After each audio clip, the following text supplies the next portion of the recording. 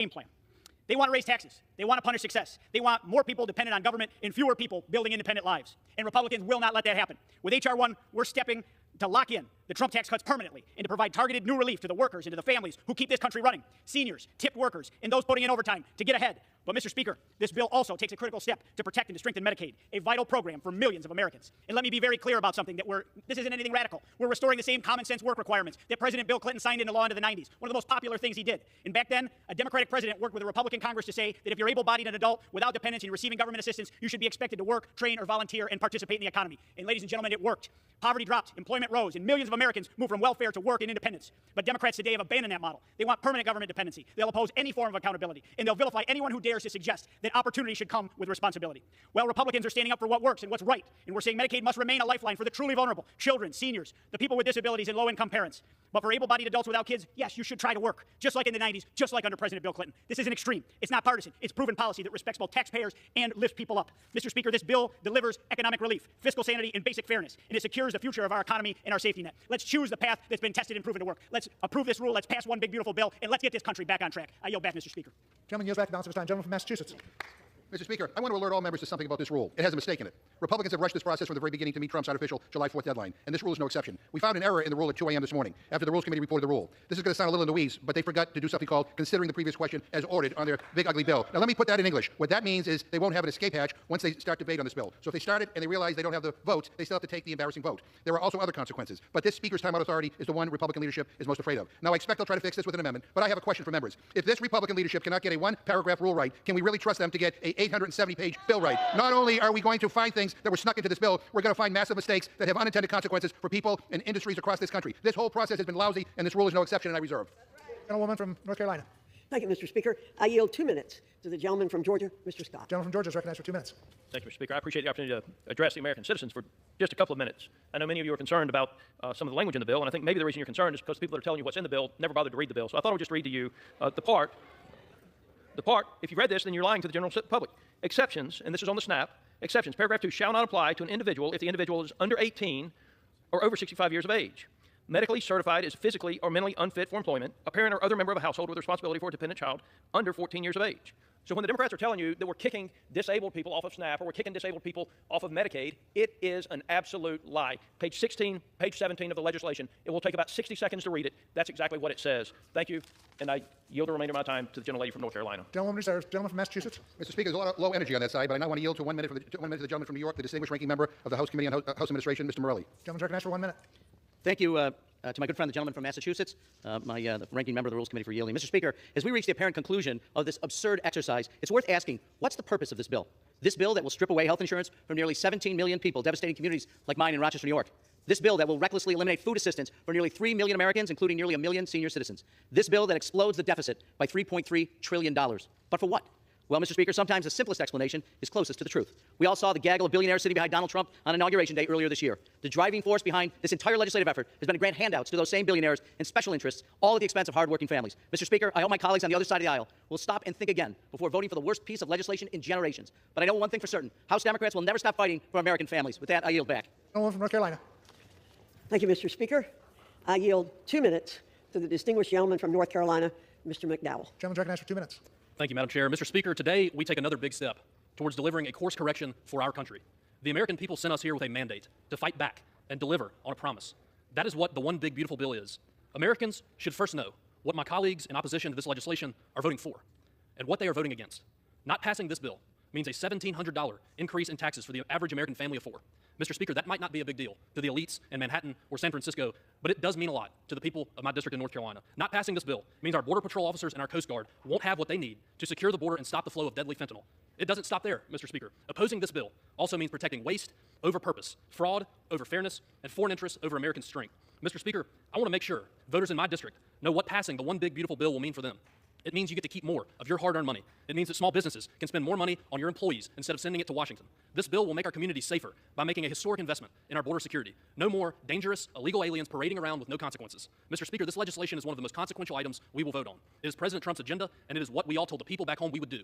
Now, The House must get it done, and I urge all of my colleagues to vote in favor of this rule. Let's choose our country over comfort and get the big, beautiful bill to the president's desk. With that, Mr. Speaker, I yield back. Gentleman yields back. Balance for time. Gentleman from Massachusetts. Mr. Speaker, the gentleman from North Carolina, I know a senator from North Carolina who disagrees with everything he just said, and including a lot of hospitals in North Carolina that disagree with what he just said. I now yield 1 minute to the gentleman from Maryland, the distinguished ranking member of the Committee on the Judiciary, Mr. Raskin. Recognized for 1 minute. I thank the gentleman. Mr. Speaker, I found the preamble to this big ugly bill. We, the billionaires, and our king, in order to deform and sicken our union, establish injustice, ensure domestic servility, weaken our people.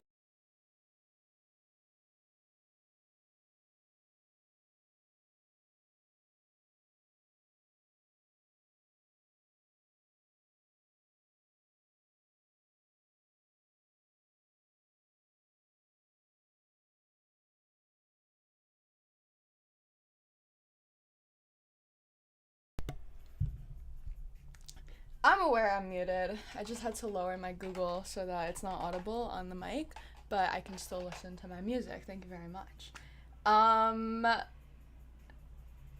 Technical difficulties the first time. Okay, I don't have the dual stream today.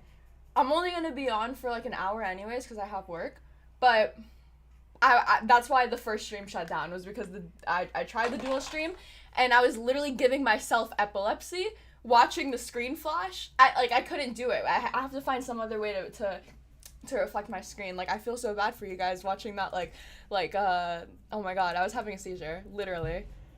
Hashtag not offensive. With all the love of my heart. I don't know what these little XP things are. It's really cute. This is so adorable. I wish that it was pink instead of purple, but whatever. How is this based? Because, like, is this gonna dox anyone? Like, what is top fan? Like, what is that even? Who knows? Who's aware? Can we talk about Trump trying to make immigrants into slaves as alligator concentration camps?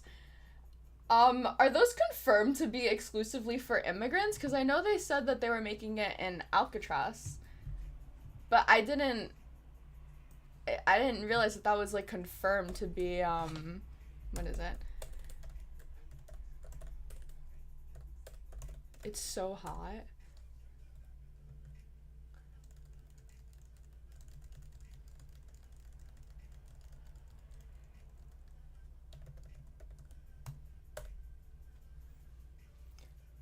I don't think this is accurate. There's no way that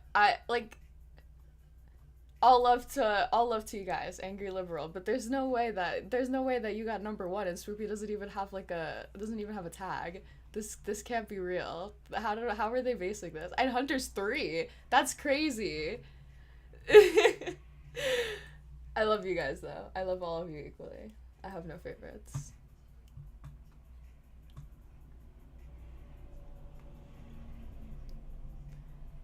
Fucking Christy Barbie gnome. Barbie bimbo Barbie. Fucking hate this girl. She makes me be an anti-feminist. Candace Owens makes me be super feminist. But Christy Noam makes me hate feminism.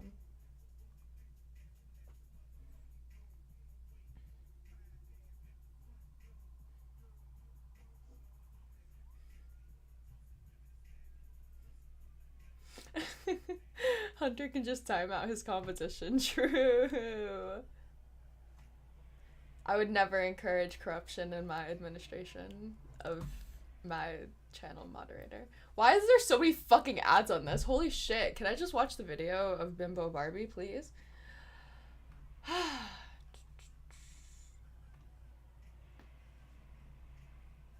Dollars into President Trump's latest have actually lost.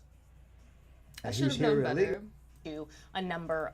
Should have known better than to think that the video on top would actually have anything to do with the fucking article. My bad. Jesus Christ.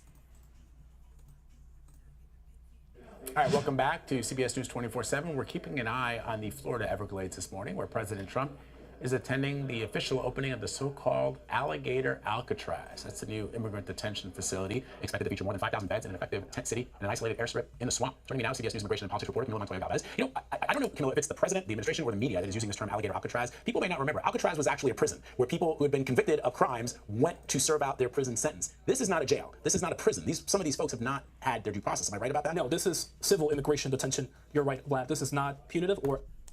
I'm a victim of propaganda! Oh my goodness! I literally thought that it was a jail! Jesus Christ! Oh my god! Oh my god!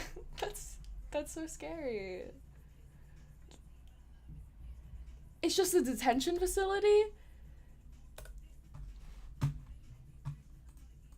At least it's not supposed to be punitive, because even the folks who are in civil immigration detention who have criminal charges or convictions are not serving time in prison for those convictions. They have already done so in a federal, state, or local jail or prison. It is really important to note that the Florida Attorney General, who coined this phrase Alligator Alcatraz, has said that this will be temporary in nature, that migrant detainees will be housed in tents and trailers, not necessarily in brick and mortar permanent facilities, because at the end of the day, the people who are going to be held here will be eventually deported from the country unless they have an asylum request that is granted by an immigration judge or an asylum officer. But obviously there are real concerns about conditions in this facility. But Florida Governor Ron DeSantis has said that detainees will receive legal services, medical.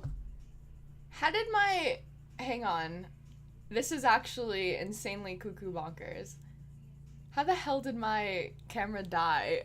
Like 30 seconds in. That's not fair.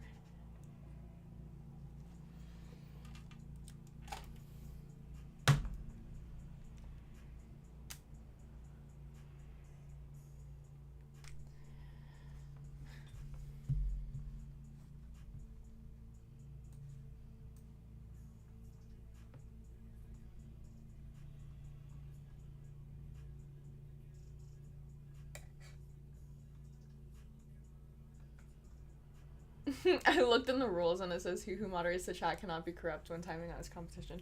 True.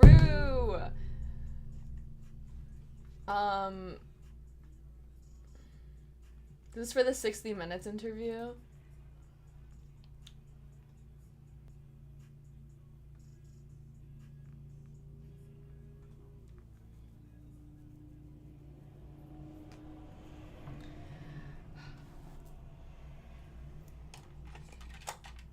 There's like a 30% chance. Actually, no, it's definitely higher than 30. There's like a 70%, 80% chance that this times out. when I try